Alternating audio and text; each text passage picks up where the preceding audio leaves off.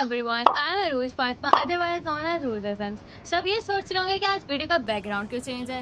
Video का background इस वजह से चेंज है कि आई थॉट कि we should upgrade ourself. Today's video is very special क्योंकि we will create last clock of this series. So it's the 6th episode of the clock making series and today's clock is white and green like my background. So before starting the video, please like, share and subscribe my video. Firstly, I took a MDF board of 18 inches और इसे white paint से cover कर लिया है और 4 sides पे tape लगा लिया। टेप को अच्छे से लगाया है, जैसे एज़ यूजुअल मैं बताती हूँ कि मैंने फ्रंट से भी लगाया और बैक से भी लगाया। फ्रंट मीन्स के कॉर्नर्स को कवर किया है और बैक साइड से भी अच्छे से टेप को कवर किया है कि रेज़न ट्रिप होके MDF बोर्ड बनाए। Now we will mix resin. ये वाली बॉटल्स जो थी ये क्रिस्टल इपॉक्सी की थी और इनकी क्वांटिटी का मुझे आइडिया नहीं है कि कितनी थी, इस पर मेंशन नहीं था असल में। और हाफ़ रेज़न को मैंने अभी मिक्स कर लिया और इसके बाद मैं हाफ़ ले रही हूँ। एंड टोटल कितनी क्वांटिटी में रेज़न यूज़ हुआ है ये मैंने बिल्कुल लास्ट के अंदर मेंशन किया हुआ है। और अभी रेज़न मिक्स हो चुका था तो इसके अंदर मैंने वाइट कलर ऐड किया।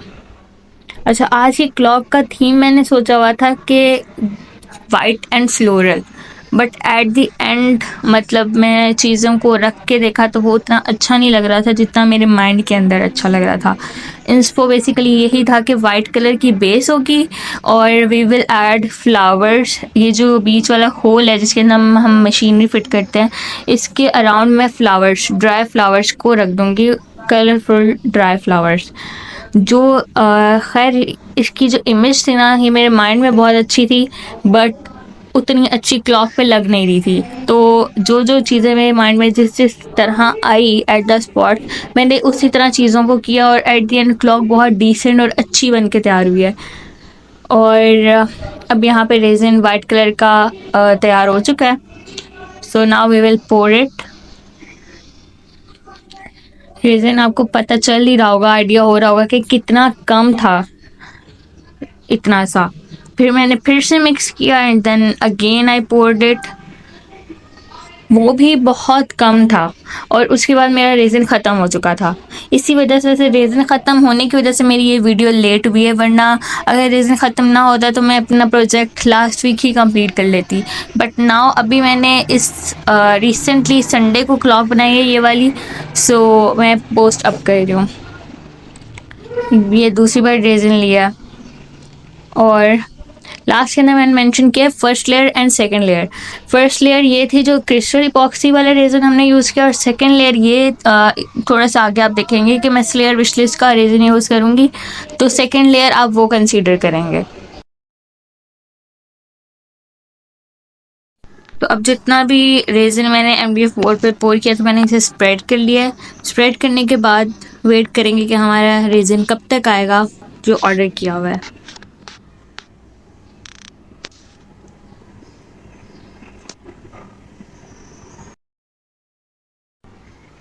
So here the clock looks like after 4 days. इसके ऊपर मिट्टी भी आ चुकी थी, फिर मैंने मिट्टी को अच्छे से रिमूव किया टिश्यू पेपर से और स्लेयर विशलेस वाले रेजन को मिक्स कर लिया है। मुझे इनकी एग्जैक्ट क्वांटिटीज़ नहीं याद बट मैंने अंदाजे से क्वांटिटीज़ को एंड में मेंशन किया है as I told you before. Now मैंने इसके ऊपर एक और लेयर रेज़न की पोर कर लिया है।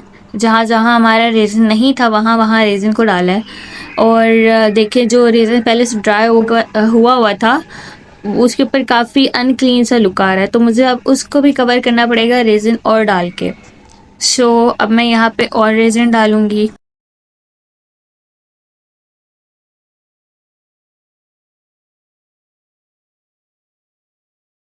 सीमलेस लुक के लिए हम यहाँ पे और रेज़न पोर कर रहे हैं। Look how unclean it looks.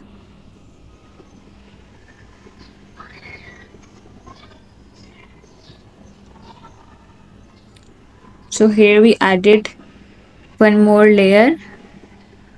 ये जो वाइट रेजिन है ना, जितना भी वाइट रेजिन है ये सब एज अ होल कंसीडर किया हुआ है और ये जितना भी यूज़ हुआ है यही मैं बता रही हूँ कि ये सब का सब लास्ट में मेंशन है। ओवरऑल कितना रेजिन यूज़ हुआ है।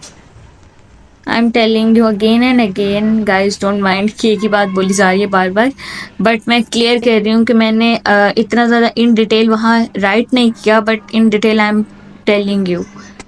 अच्छा, अब जितना भी रेज़न था, अब इसके ऊपर से बबल्स को रिमूव करने के लिए मैंने अपनी हीट गन ऑन कर ली थी और हीट देना स्टार्ट कर दी। अच्छा, यहाँ पे एक हीट गन के साथ इशू हो रहा था, कितनी कभी चल रही थी बीच में, कभी रुक रही थी, बट एट द एंड काम चल ही गया बड़ी मुश्किल से। गाइस, आर्ट पीस बनाना कोई आसान बात नहीं होती।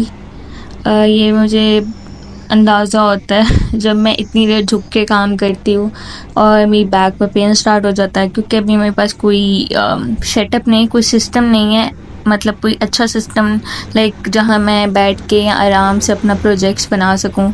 तो मुझे एक बहुत नीचे सा टेबल है, उसके ऊपर झुक के करना पड़ता है।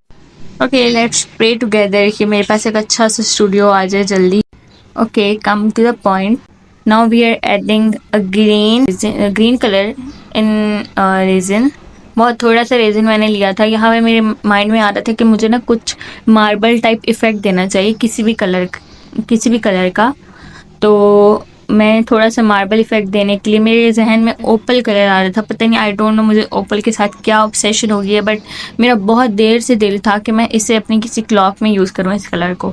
सो मैंने यहाँ पे मार्बल इफ़ेक्ट देने के लिए इसे रेंडमली ऐसे ही फेंक लूँ, जैसे कि आपको नज़र आ रहा है।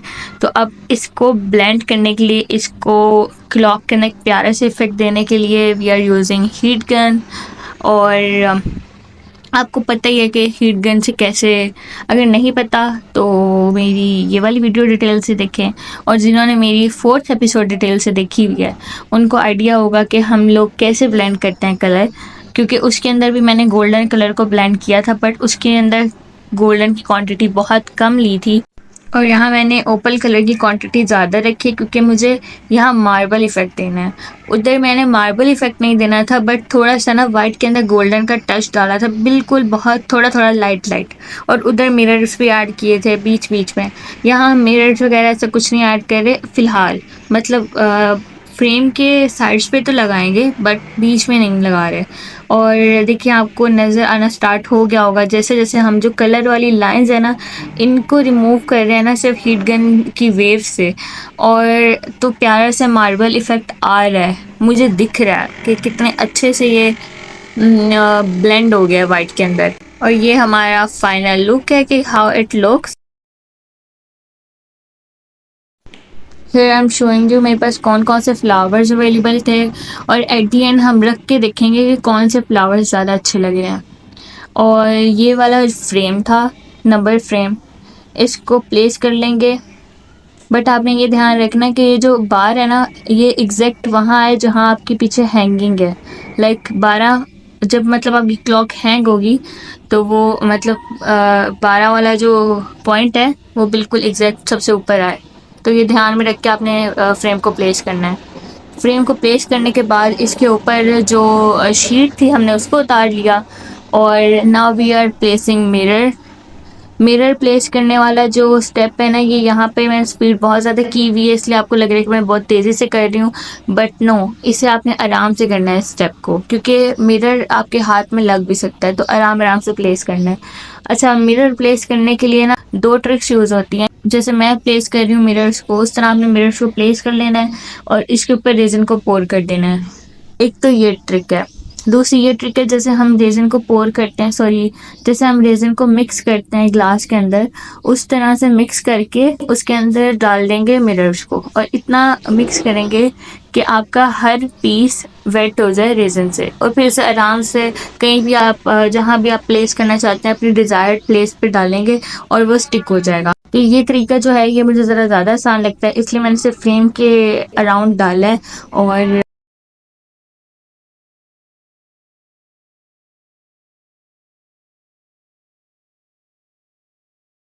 अब मैं रख के देख रही हूँ फ्लावर्स, कि कौन से फ्लावर्स लगाने चाहिए और किस तरह लगाने चाहिए ताकि मैं अपनी फाइनल लेयरिंग कर सकूँ। बट फ्लावर्स मुझे लगाए हुए कुछ ज़्यादा अच्छे नहीं लगे और मुझे समझ नहीं आ रहा था कि मैं इनको किस पैटर्न में लगाऊँ, सो आई स्किप देम। हालांकि मैं जब जो इंस्पो लेके आई थी वो यही था, फ्लावर बेस था, तो खैर मुझे अच्छे नहीं लगे। फिर मैंने फ्लावर्स को उठाया और जो छोटे छोटे पार्टिकल्स थे उनको मैंने फूक मार के उड़ा दिया। And now we are adding resin on mirror. Mirror पे हमने रेजिन को अच्छे से पोर करना है ताकि मिरर जो है स्टिक हो जाए और बाद में उतरे ना वॉल पे लगाने के बाद। तो अच्छे से रेजिन मिरर पे आ जाएगा। अच्छा, मेरा आइडिया यही था कि जो फ्रेम है ना एक्रिलिक वाला, इसके ऊपर मैं रेजिन नहीं डालूंगी और मैं बड़े एहतियात से सिर्फ और सिर्फ रेजिन के ऊपर डालूंगी। बट जब मेरा रेजिन कुछ कुछ इसके ऊपर गिरा है, लाइक छोटे छोटे ड्रॉप्स फ्रेम पे, तो फिर मुझे डालना पड़ा इसके ऊपर भी रेजिन। बट मैंने यहाँ पे फुल लेयर नहीं डाली रेजिन की। लाइक मैंने सिर्फ फ्रेम के ऊपर रेजिन को पोर किया और जो बार्स हैं इनके अंदर थोड़ा थोड़ा प्लेस किया। लाइक ये जो बार्स हैं ये थोड़े थोड़े मैंने फिल किए रेजिन से। बाकी सिर्फ और सिर्फ फ्रेम के ऊपर मैंने रेजिन डाला है और बीच में नहीं डाला। और कोई सेकंड लेयर फिनिशिंग लेयर नहीं डाली रेजिन की, क्योंकि मुझे कोई ज़रूरत महसूस नहीं हुई। तो आई थिंक कि ऐसे ज़्यादा सही लग रहा है। तो मैंने रेजिन को सिर्फ ग्लास पे डाला और फ्रेम पे डाला और अच्छे से सेटल डाउन कर दिया। उसके बाद फिर इसके अंदर जो भी बबल्स होंगी, अगर हैं तो आप हीट गन से रिमूव कर लें और अगर नहीं है तो फिर you can skip heat gun. अच्छा, अब ऐसे पार्ट्स की बात करती हूँ जो मैंने रिकॉर्ड नहीं किए, लाइक टेप उतारने वाला पार्ट एंड पेंट करने वाला पार्ट। आफ्टर पोरिंग रेजिन हम लोग क्लॉक को ड्राई होने देंगे, रेजिन को ड्राई होने देंगे। रेजिन जब ड्राई हो जाएगा तो क्लॉक की जो ये टेप है इसको रिमूव कर लेंगे। टेप को बैक साइड से भी रिमूव कर लेंगे और टेप को ये जो कॉर्नर्स हैं यहाँ से उतार लेंगे और उसके बाद पेंट करेंगे। अब टेप को उतारने के बाद पेंट वाला पार्ट ऑप्शनल है। अगर आप ऐसे ही छोड़ना चाहते हैं तो यू कैन, अगर आप पेंट करना चाहते हैं तो you can go for that. Okay, फिर उसके बाद पेंट करूँगी मैं। मेरे पास ओपल शेड था नहीं तो मैं वाइट और ग्रीन को मिक्स करके ना थोड़ा सा ओपल टाइप कलर दिया, बट वो थोड़ा सा पेस्टल ग्रीन वाली साइड पे था, ओपल शेड नहीं था, बट वो अच्छा लग रहा था, सूट कर रहा था। देन मैंने अपनी क्लॉक की बैक साइड पे वाइट पेंट किया to give more clean look और यहाँ पे रेजिन पोर हो चुका था। Then I use my heat gun और इससे बबल्स को रिमूव किया। बबल्स को रिमूव करते ही बड़ा प्यारा सा नीट सा लुक आ गया रेजिन के अंदर। मैंने थोड़ा सा रेजिन ना फ्रेम के अंदर वाली साइड पे यानी क्लॉक की साइड पे भी डाला था ताकि जो फ्रेम है वो अच्छे से स्टिक हो जाए क्लॉक के साथ। Here the clock is ready, now we will let it dry। और ये हैं क्वांटिटीज जो मैंने मेंशन की हैं रेजिन की। ये अब मैं आपको दिखा रही हूँ कि पेंट होने के बाद क्लॉक का लुक कैसा आ रहा था। It's something unfiltered. लाइक ये चीज़ ना मैंने बहुत कम वीडियोस के अंदर देखी है कि वो दिखाएं कि आप अपने क्लॉक के कॉर्नर्स को किस तरह रेजिन से कवर कर रहे हो, या आप अपने जो रेजिन की जो क्लॉक की अनक्लीन साइड है ये आप दिखा रहे हो नहीं दिखा रहे हो अपने कंटेंट में।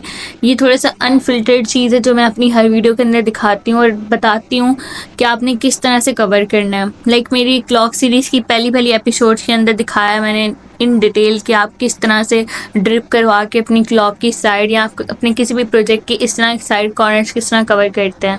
आई थिंक मैंने थोड़ी कंट्रोवर्शियल बात कर दी है, but don't take it on negative side. And यहीं पे इस टॉपिक को वाइंड अप करते हैं और क्लॉक के इस मैकेनिज़्म यानी क्लॉक मशीनरी को फिक्स करते हैं। अब मैं यहाँ रियलाइज़ कर रही हूँ कि ये होल छोटा है और मशीनरी फिक्स नहीं हो रही, सो इसको बड़ा करते हैं। अगर आपका होल भी इस तरह छोटा हो जाए या इसके अंदर रेजिन ड्रिप हो जाए तो आपने भी इसी तरह से, वैसे इट्स बेटर कि आप हीट गन से पहले इस होल को हीट अप करो और देन फ़ौरन से ना नाइफ से करो तो वो ज़्यादा इजी हो जाता है। देखिए अभी मैं कर रही हूँ तो नाइफ से इतनी आसानी से नहीं हो रहा, लेकिन बाद में मैंने हीट गन से ही हीट दे के नाइफ से इसी तरह स्क्रैच किया था तो ना होल बड़ा हो गया था बहुत ईजीली। तो वो पार्ट भी मैं रिकॉर्ड नहीं कर पाई क्योंकि हीट गन को यूज़ करना ऑन कैमरा बहुत मुश्किल हो जाता है और फिर गंद भी मच जाता है तो फिर मुझे मम्मा से डांट पड़ती है। खैर, तो अब यहाँ पे मैंने हीट गन से होल को बड़ा करके आती हूँ and then I will fix this machine in it. देखें कितनी मेहनत लग रही है। इट्स बेटर कि आप पहले ही हीट गन अगर आपके पास है तो आप हीट गन से हीट कर दे दें। यहाँ पे होल को फिक्स कर लिया था और देखें कितनी स्मूथली अब मशीन अंदर फिक्स हो गई है। अब इसके बाद ये जो इसके ऊपर वाला नट होता है हम इसको अच्छे से फिक्स कर लेंगे और निडल्स को प्लेस कर देंगे। अगर आपको भी निडल्स फिक्स करनी नहीं आती तो पहले अच्छे से नट को टाइट कर लेंगे, देन छोटी वाली निडल को लेंगे, उसको प्लेस करेंगे, फिर उससे बड़ी वाली निडल को, और देन सबसे बड़ी वाली को, सेकंड वाली निडल्स को, सेकंड वाली निडल। देखें और क्लॉक हमारी रेडी हो गई। I hope you liked my video and thank you for watching.